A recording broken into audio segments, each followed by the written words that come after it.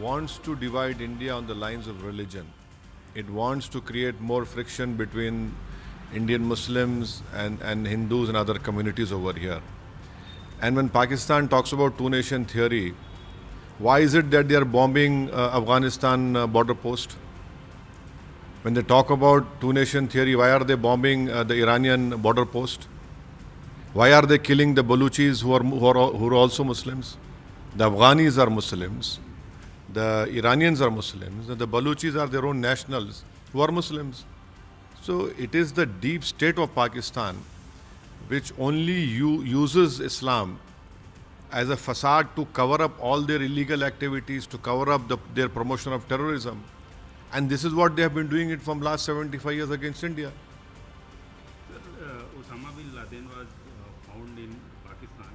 Why is the Western support not realize the true faces of Pakistan and continue clear funds from the IMF? Osama bin Laden was found taking shelter in a military area, and he was given covert support. एक महत्त्वाची बातमी आपण बघणार आहोत. भाजपच्या खासदारांची एक महत्त्वाची बैठक सुरू झालेली आहे.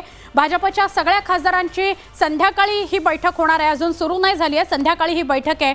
जे.पी. नड्डा यांच्या उपस्थितीत सगळ्या खासदारांची बैठक होणार आहे. याचबरोबर भारत पाकिस्तान तणावाच्या पार्श्वभूमीवर या बैठकीत चर्चा देखील होणार असल्याचं कळतंय. या संदर्भात अधिक माहिती घेऊयात. आपले प्रतिनिधी प्रशांत लीला रामदास आपल्यासोबत थेट दिल्लीतून जोडले गेलेले आहेत. प्रशांत, भाजप खासदारांची महत्त्वाची बैठक संध्याकाळी होणार असल्याची माहिती समोर येते. काय या संदर्भात अधिकचे अपडेट्स आहेत? भारत पाकिस्तान मध्ये निर्माण झालेल्या तणावाच्या मुद्द्यावरती भारतीय जनता पक्षाच्या वतीने एक अत्यंत महत्त्वाचा निर्णय घेण्यात आलेला आहे. देशाच्या सध्याच्या सुरक्षा स्थितीच्या पार्श्वभूमीवर भाजप अध्यक्ष जे.पी. नड्डा आज सायंकाळी 5 वाजता भाजप खासदारांसोबत एक व्हर्च्युअल बैठक घेणार आहे. सूत्रांनी दिलेल्या माहितीनुसार जर बघितलं, बैठकीत पक्षाची अधिकृत भूमिका, सामूहिक संदेश आणि संसद आणि सार्वजनिक चर्चेच्या रणनीतीवर यावर चर्चा होणार आहे. सोबतच सर्व खासदारांना उपस्थित राहण्याचे निर्देश देणार आहे. पक्षाला एक संघ ठेवण्याची आणि एक वाक्यता असावी यासाठी ही बैठक अत्यंत महत्त्वाची बोलवण्यात आली आहे. सायंकाळी 5 वाजता भाजप अध्यक्ष जे.पी. नड्डा यांच्या अध्यक्षतेखाली ही व्हर्च्युअल बैठक होणार आहे. बहुतांश खासदार, राज्यसभा आणि लोकसभा दोन्ही सभागृहाचे खासदार या बैठकीला उपस्थित राहणार. त्यामुळे या बैठकीला महत्त्व झालेलं आहे. कारण की सर्व खासदार ज्या पद्धतीनं प्रसार माध्यमांमध्ये वक्तव्य देतात त्यामध्ये एक वाक्यता, एक संगता असावी त्यासाठी ही बैठक बोलवण्यात आलेली आहे. नक्की भारत पाकिस्तानमध्ये अशा प्रकारचा तणाव असताना कुणी काय विधानं करावी, कशाविषयी काय बोलावं, यात नियोजनबद्धता, सुसूत्रता असावी म्हणून ही बैठक घेण्यात येते असं आपल्याला कळतंय. धन्यवाद प्रशांत, आपण ही माहिती दिलीत त्याबद्दल. दरम्यान सियालकोट मधून एक नवा व्हिडिओ समोर आलाय. लष्कराने ड्रोन पाडल्याचा हा व्हिडिओ समोर आलाय. पाकिस्तानच्या कारवायानं भारतानं चोख प्रत्युत्तर पाकिस्तानला आता दिलेलं आहे. दरम्यान सियालकोट मधून हा व्हिडिओ समोर आलाय. भारताने कशा प्रकारे पाकिस्तानचे ड्रोन उद्ध्वस्त केलेत याचाच हा व्हिडिओ आलाय. सियालकोट मधला पहाटेचा हा व्हिडिओ आहे. जेव्हा उजाडलं तेव्हा एक ड्रोन सियालकोटच्या भागाकडे येताना दिसला. भारताने तो हवेतच तुकडे तुकडे करून टाकले, त्याचे निस्तेनाबूत केला. त्याचे तुकडे आणि राख फक्त खाली आलेली आहे. पाकच्या कारवायांना असंच बेचिराख केलं जात आहे भारताकडून. सगळे त्यांचे हवाई हल्ले आपण हवेतच उद्ध्वस्त करतो आहोत.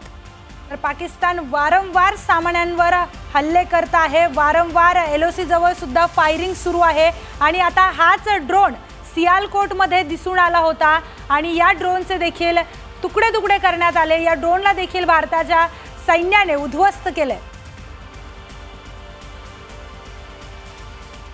दरम्यान दहशतवादाविरोधात भारतानं एक मोठी कारवाई केली. 7 मेला ही कारवाई झाली. 9 ठिकाणी एअर स्ट्राईक करण्यात आलं. त्यातली काही ठिकाणं ही POK मधली होती आणि काही ठिकाणं ही पाक मधली होती.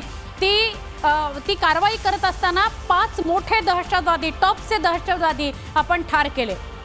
तर ते दहशतवादी नेमके कोणते होते? लष्कर-ए-तोयबाचा दहशतवादी मुदस्सीर खडियान खास हा मोठा दहशतवादी या 7 तारखेला झालेल्या कारवाईत ठार झालाय. त्याचबरोबर जैश-ए-मोहम्मदचा दहशतवादी हाफिज मोहम्मद जमील हा सुद्धा ठार झालाय. जैश-ए-मोहम्मदचा आणखी एक मोठा दहशतवादी मोहम्मद युसुफ अझहर हा देखील या 7 मेला झालेल्या ऑपरेशन सिंदूरमध्ये ठार झालाय. लष्कर ए तय्यबाचा दहशतवादी खालिद आणि जैश ए मोहम्मदचा दहशतवादी मोहम्मद हसन हे देखील ठार झालेले आहेत. हे 5 मोठे दहशतवादी जे दहशतवाद्यांना घडवत होते, त्यांना ट्रेनिंग देत होते, कशा कारवाया करायचा याचं नियोजन ते करत होते. या जैश ए मोहम्मदच्या संघटनांमधल्या किती जणांचा खात्मा झालाय त्याची आता एक लिस्ट आपल्या समोर आलेली आहे. दरम्यान किती दहशतवाद्यांचा खात्मा झालाय 7 मेला केलेल्या ऑपरेशन सिंदूरमध्ये आपण पाहिलं. पण पाकिस्तानकडून सीमा भागात आता सैन्यबल वाढवलं असल्याची बातमी समोर येते. सुवर्ण, पाकिस्तानकडून सध्याच्या स्थितीला भडकवण्याचा प्रयत्न केला जातोय. पाकिस्तानचा जो सीमा भाग आहे त्या भागामध्ये खूप मोठ्या प्रमाणात सैन्य वाढवलं गेलंय. एका बाजूला चर्चेची तयारी आहे असं सांगायचं आणि दुसरीकडे सीमा भागामध्ये खूप मोठ्या प्रमाणात सैन्य सज्ज ठेवायचं. पाकिस्तानला जोरदार प्रत्युत्तर देण्यासाठी आता भारतीय सैन्य देखील सज्ज झालेला आहे. इंडियन आर्मी देखील आता पाकिस्तानला चोख प्रत्युत्तर देण्यासाठी तयार असल्याचं सोफिया कुरेशी यांनी पत्रकार परिषदेत सांगितलंय.